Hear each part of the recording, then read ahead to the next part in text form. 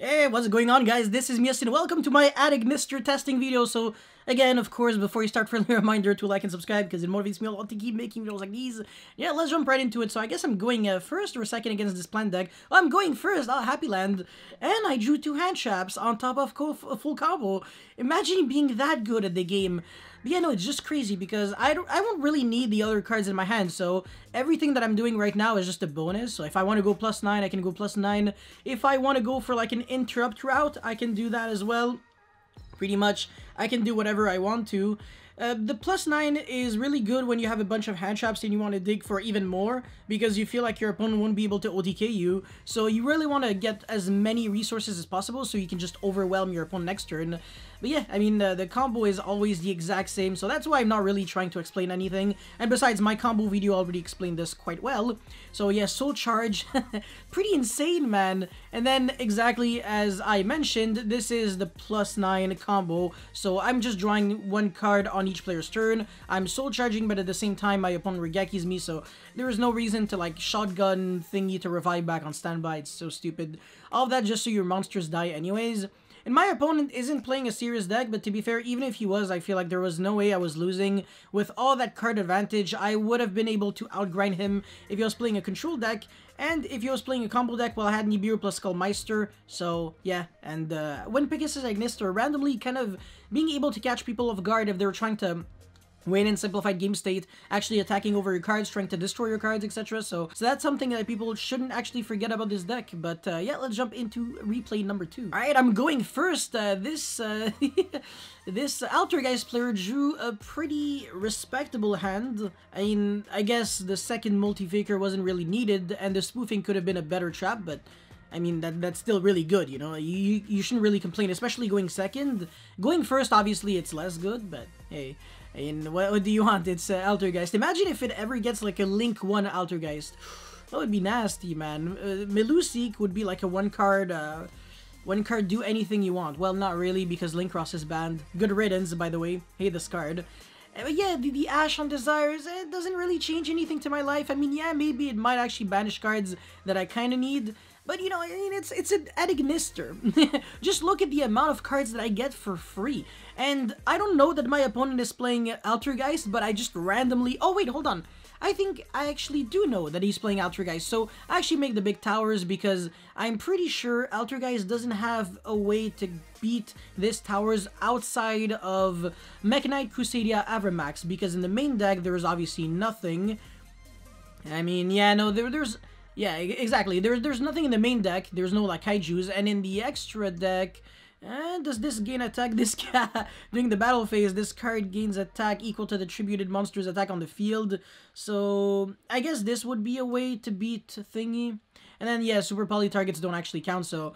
Ironically, it's only the shitty Link 4 Altergeist that might actually have a shot at beating this, but... I can destroy a card on the field every single turn. It's unaffected by card effects, so it's just a matter of time before I beat you.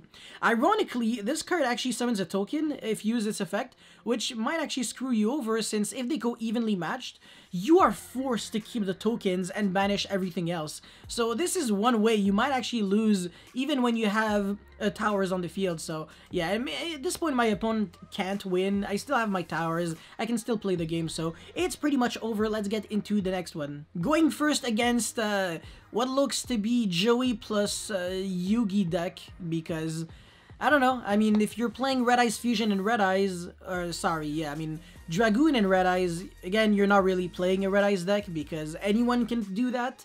It's not Red Eyes support, just like it isn't Dark Magician support.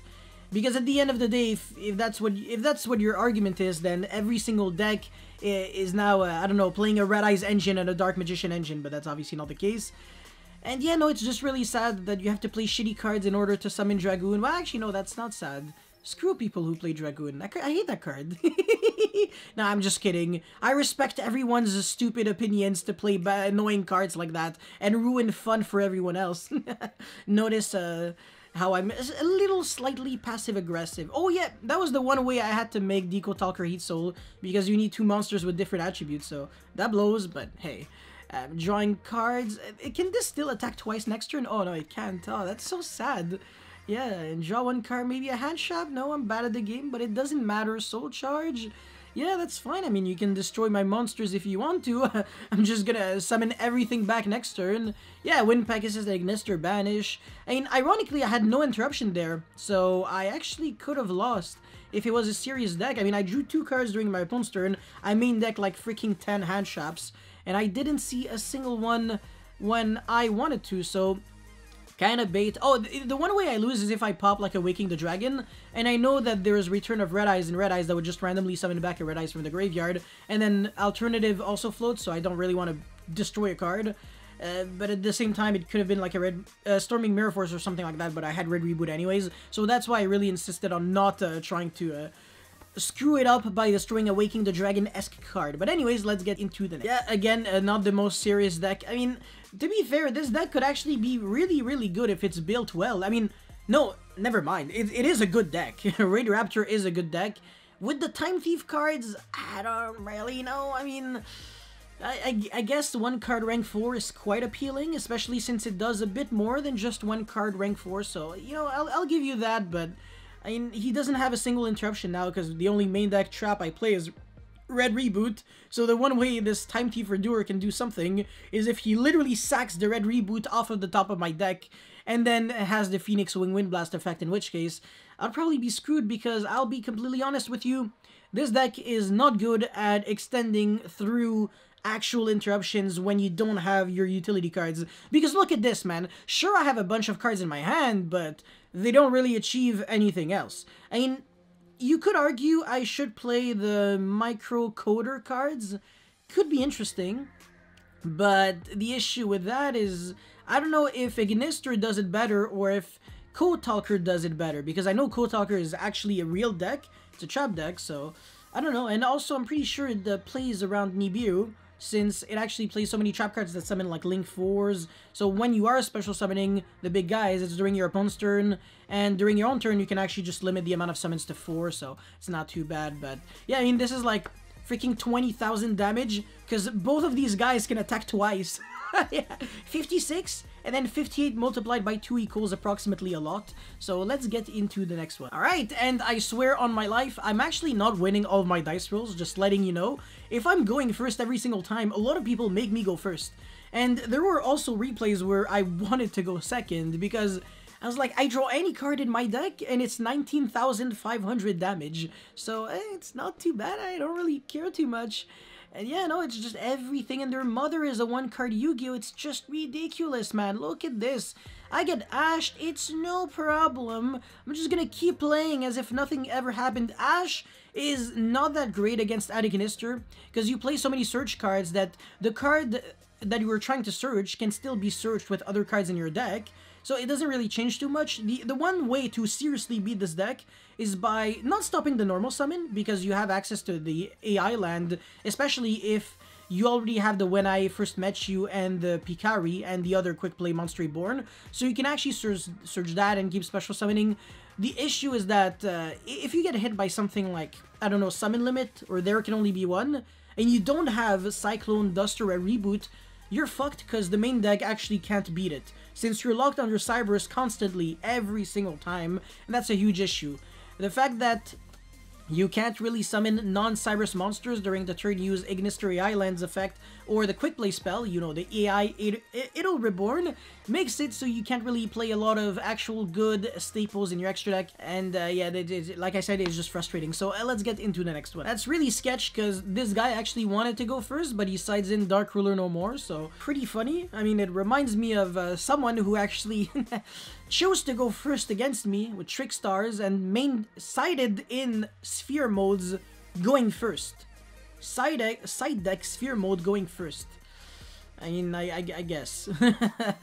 Anyways, so yeah, I mean, whatever. And I guess the worst card probably to side deck in when you're going first is probably Lightning Storm. It makes like almost the least amount of sense, because if you put in like if you just put a face-up card on the field, like whichever it is, you're already kind of screwing yourself up. So if you activate like a field spell or like a continuous spell like Tenki, you might actually have to consider destroying your own Tenki. Hey, by the way, Drancia, destroy your own Tenki is actually a play sometimes. But anyways, yo, the reason why I'm not actually commentating over the freaking replays is because I'm doing the exact same thing every single time. So, is this deck actually fun and enjoyable to play with? Well, it definitely depends on your definition of fun. If you actually enjoy killing your opponent with any 2 cards, then, no, sorry, any 1 card. Well, I guess 1 card and then 1 utility card like Reboot, Lightning Storm, stuff like that, Duster, whatever.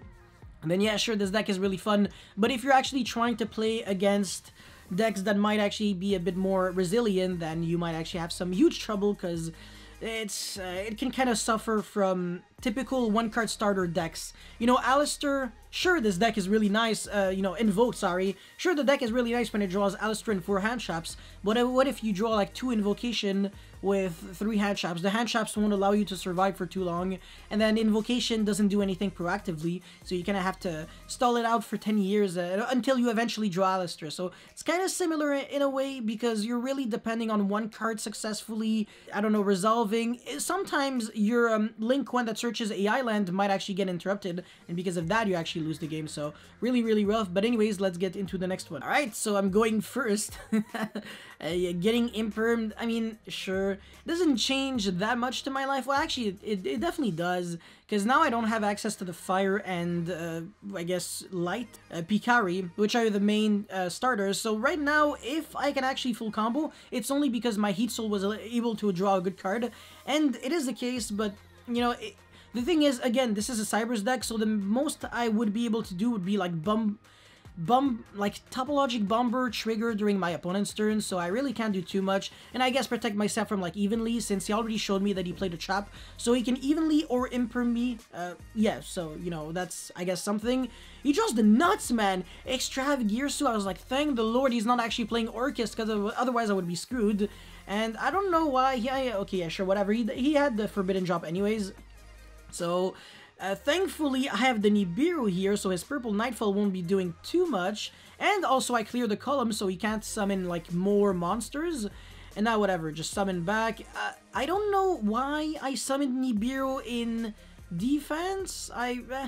Because now I can't full combo anymore. Oh, no, sorry. I mean, I already have game. It doesn't matter, because remember that if you actually have monsters in the main monster zone, you can't use the effect of the AI land, so I actually kind of know what I'm doing. But whatever, it's game anyways. It's alright. Yeah, access code that can attack twice. I was like, as long as this isn't another Nibiru, but, and I mean, even if it's another Nibiru, I have a huge-ass token, Monster Reborns, Nibiru, and Ghost Bells, so against your 1-card top deck, I don't think I have to be too scared. It can't be a Mechanite, so yeah. Anyways, let's get again to the next one. This guy actually goes first in Orcust, which, no, sorry, in Mechanites, and doesn't use the effect of Girsu, so pretty interesting. I have to Ash this, because otherwise he searches the overpowered trap card, which, I mean, he hard drew anyway, so it doesn't matter. I Nibiru this, and it's funny how he actually goes from a 5-card hand to a token and a trap card pass. But the thing is, he drew really good cards, so I have to Ghost Bell this. I can't tell you hard draw this, you know, because if you have this, you can search for memories, which I'm forced to Ash, otherwise you search like 1 card every single turn. That becomes annoying if I can't OTK, and I know I can't OTK because this freaking Nibiru is clogging my zone, and I was really stupid, and like I said, I summoned the token in defense. I should have summoned it in attack, so I could actually crash, have no monsters in my main monster zone, and then just any 1 card as a full card combo. And in case you were wondering, well, you could have just linked these 2 off. Well, sadly, all of my Link 2 monsters in my extra deck they require Cyberse monsters. So that's just a data that I didn't really consider too much. And yeah, no, it's just a good food for thought. This is the kind of thing that you actually really have to consider in when you deck build and stuff. But he scoops it up because he draws Forbidden Drop, and next turn I can just go normal Picari, search the Monster Reborn, revive back Achichi, and then make up the Jammer Transcode OTK. And this Forbidden Drop won't be able to send anything, he has nothing else, so it is my game. Let's get into what should be the final replay. Let's get, yes. Going first again, but okay, I swear on my life, I'm actually not even choosing to go first. So this is actually really funny. Yeah, no, it's pretty pathetic. Anyways, it's a really bad hand because I have all of my 1-card starters, and this deck just suffers from drawing the same cards over and over and over and over, because the AI land is definitely less abusable than you think it is. and there's like kind of a limit to the amount of cards that you can search. Even though it searches quite a lot, this deck would probably get super cucked by Droll and Logbird.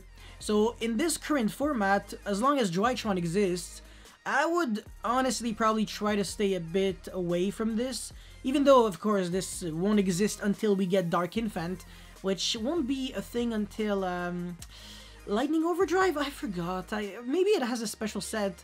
But yeah, no, this like I said, it doesn't really change anything. This deck is super freaking annoying. Oh my god. Yeah, no, I mean, especially since I don't have any interruptions, it's not like it could OTK me, but still. And yeah, draws 2, Reasoning on top of Monster Gate. Okay, call 4, obviously. Most of his cards are, you know, level 4s. At this point, I'm like, oh no, I lose the game. Update Jammer, Transcode, Access Code, Pop 2, Jump Over, Attack Directly game. But no, yes, he doesn't play Update Jammer. So that's actually funny. Let's just see if his extra deck was really tight. Honestly, yeah, it looks like a pretty tight extra deck. Outside of probably Dingirsu is completely useless. I wouldn't play this. Apple, yeah, he doesn't even play LP, so the triple burst looks really awkward. Link Spider, yeah, Link Spider looks definitely useful. He plays 2 Phoenix. Oh no, Ignister. Sorry, Wind Pegasus. Indeed. Barricadeborg Blocker looks kind of useless unless there's something good that you can really recycle. So, I don't know, I would definitely play Update Jammer, Transcode package if I were him. Just got like 2 cards, and then if you have any level 4 or lower Cyberse, or a monster with 1000 attack or less, or a vanilla monster with Parallel Exceed, it is indeed over 10k damage, and you get to pop like 3 cards, so that's kind of sick. But yeah, no, that's, it's gonna be my game, of course, because he can't OTK, and if you can't OTK Ignister, I will OTK you back. So, that's it for this Ignister testing video. If you guys have any comments or feedback, let me know in the comment section below. Don't forget to like and subscribe, because it motivates me a lot to keep making videos like these. That's pretty much it. Thank you for watching. I'll see you next time. Peace.